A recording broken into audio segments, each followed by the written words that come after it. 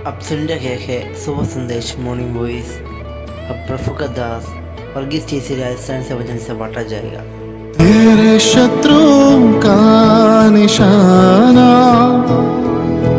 तुझ पर होगा ना सफल। तेरे शत्रुओं का निशाना तुझ पर होगा ना सफल। आँखों की पुतली जैसे वो रखेगा तुझे हर पल।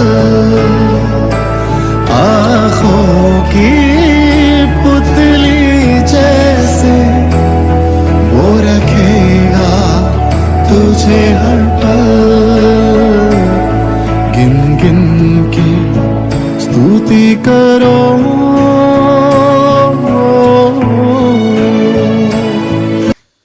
परमेश्वर के बहुमूल्य नाम की महिमा करता हूँ। सुबह संदेश कार्यक्रम में हम सबको स्वागत करते हैं। आइए आज के विचार के लिए हम निकालेंगे नीति वचन की पुस्तक 15 अध्याय 16, 17, 18 आयत। नीति वचन 15 अध्याय के 16, 17, 18 आयत। पहले 16 आयतें पढ़ना चाहता हूँ। घबराहट के साथ बहुत रखे हुए धन से यहोवा के भय के साथ थोड़ा ही धन उत्तम है। प्रभु के नाम की महिमा हो। हम सुबह संदेश कार्यक्रम के इस प्रोग्रामिंग के द्वारा हम अनेक बातों को रोज़ रोज़ सुनते हैं और सुनने वालों का जीवन में परमेश्वर का आशीष मिलते हैं, ऐसा हमारा पूरा विश्वास है। और परमेश्वर जो इस वचन को सुनते हैं और दूसरों को सुनाते हैं, उनको प्रभु बहुत आशीष दे, अनुग्रह दे। हम हमारा प्रार्थना में ऐसा लोगों को याद करते हैं कि जो इस वचन को सुनते हैं। प्रभु सबको सहायता करे, मदद करे। हम इस 3 आयत हम इसमें देखते हैं, 16, 17 और 18 आयत में से एक हमारे जीवन के अंदर कुछ नया विचार देने वाला आयत के रूप में हम देखते हैं। हम मनुष्य इस संसार में बहुत कुछ चाहते हैं, लेकिन परमेश्वर का वचन बताते हैं हम बहुत कुछ चाहने वालों नहीं, लेकिन परमेश्वर की इच्छा से वो कुछ पाने वाला जो व्यक्ति है, उनका जीवन के अंदर परमेश्वर का आशीष या उनके लिए यही उत्तम है, जो बहुत कुछ पाने से और कुछ पाना जो अच्छा के लिए पाना, वो परमेश्वर हमसे चाहते हैं।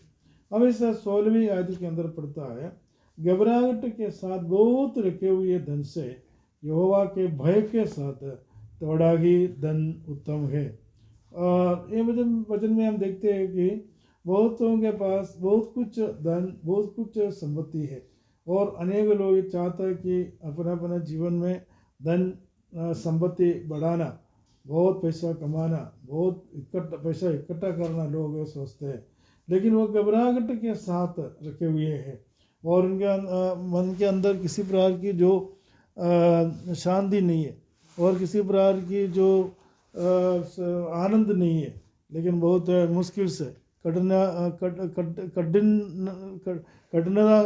कठोर मन से और बहुत कष्ट से अनेक प्रकार की धन इकट्ठा करना चाहता है। लेकिन आगे वचन में क्या लिखा है, लेकिन जो उत्तम धन यही होता है यहोवा के भय के साथ थोड़ा सा ही हो हमारा जीवन में। यह हमारे जीवन के अंदर थोड़ा सा है जो है यहोवा की भय से हम इकट्ठा किए हो, वो हमारे लिए बहुत उत्तम है। एक उदाहरण के रूप में 17 आयत के अंदर हम देखते हैं, प्रेम वाले घर में सगावाद का भोजन वैर वाले घर में पले हुए भेड़ का मांस खाने से उत्तम है। हम देखते हैं कि जिस घर में प्रेम और आपस में सहयोग और शांति है, वहाँ जो सागपात का भोजन जो है वो उनका जीवन के अंदर आनंद लाता है। क्योंकि कुछ घरों में जो मांस खाने, बड़ा बैल का मांस खाने का प्रोग्राम रखते हैं, बहुत सारे है खाने के लिए, उनके पास बहुत धन संपत्ति है, बहुत सारे चीज़ है, अच्छा अच्छा वस्तु है खाने के लिए, लेकिन वो उत्तम की बात नहीं है, क्योंकि वैर रखते हैं आपस में झगड़ा करते हैं, आपस में किसी प्रकार की जो संगति नहीं, किसी प्रकार की प्रेम नहीं, बहुत कुछ खाने के लिए, बहुत कुछ, बहुत पैसा भी है, बहुत धन संपत्ति है, लेकिन वो अच्छा नहीं है, उनका जीवन के लिए वो अच्छी बात नहीं है। लेकिन जिस घर पे प्रेम हो, जिस घर पे शांति हो, जिस घर पे परमेश्वर का आनंद हो, जिस घर पे परमेश्वर का प्रेम हो, वहाँ उनकी जो छोटा सा भोजन हो सकता है, और साग भात का भोजन हो या कम भोजन हो, वो हमारा ऐसा हमारा वो जो अवस्था हमारा जीवन में आनंद लाते हैं, वो हमारा जीवन में शांति लाते हैं। 18वीं आयत के अंदर हम देखते हैं एक मनुष्य का स्वभाव के बारे में देखते हैं, जिसका जो मनुष्य का स्वभाव कैसे होना चाहिए। हम देखते हैं कि एक तो क्रोधित मनुष्य, दूसरा शांति देने वाला मनुष्य। क्रोधी पुरुष झगड़ा मचाता है और आपस में झगड़ा करवाते हैं, एक दूसरों के साथ में झगड़ा करवाते हैं, और लड़ाई करवाने के लिए वो बहुत आगे तैयार हो जाता है, आगे जाता है, क्योंकि वो क्रोधी पुरुष होता है। लेकिन परंतु जो विलंब से क्रोध करने वाला एक व्यक्ति मुकदमा को दबा देता है। परमेश्वर के वचन में ये अनुमति नहीं दिया गया है कि हम किसी बातों को आपस में मुकदमा लड़े, क्योंकि आप परमेश्वर के वचन में बिल्कुल ही जो मना किया हुआ है, कभी एक दूसरों के खिलाफ हमें किसी प्रकार की मुकदमा नहीं होना चाहिए, क्योंकि क्रोध से विलंब से क्रोध करते हुए सारे कृत्यों को माफ करना प्रभु के वचन में लिखा हुआ है। ये दूसरों के साथ में जो भी हुई उसको माफ देते हुए, माफ़ी करते हुए परमेश्वर का प्रेम को दिखाना परमेश्वर अपने लोगों से चाहते हैं।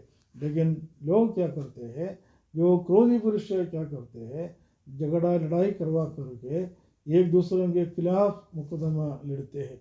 लेकिन परमेश्वर के वचन में ऐसा नहीं लिखा हुआ है। परमेश्वर के वचन में परमेश्वर के लोग एक आपस में प्रेम करना है, वहाँ शांति रखना है, और किसी प्रकार की घबराहट जीवन में नहीं होना चाहिए, लेकिन परमेश्वर का भय जीवन में होना चाहिए। ऐसा होना परमेश्वर अपना लोगों से चाहते हैं। और इसलिए तीनों आयत 3 बातों को हमारे जीवन में बताता है, लेकिन ये तीनों हमारे जीवन में आत्मीय जीवन की उन्नति के लिए, और हमारा दिनों जो रोजाना जीवन में, हमारा हर एक जीवन में ये जो तीनों बात है बहुत जरूर, ये जो मन में रखकर आगे बढ़ना बहुत ज़रूरी है। और इसके लिए परमेश्वर को सहायता करे, मदद करे, इस वचन के द्वारा प्रभु को सहायता करे। प्रभु के नाम की महिमा हो।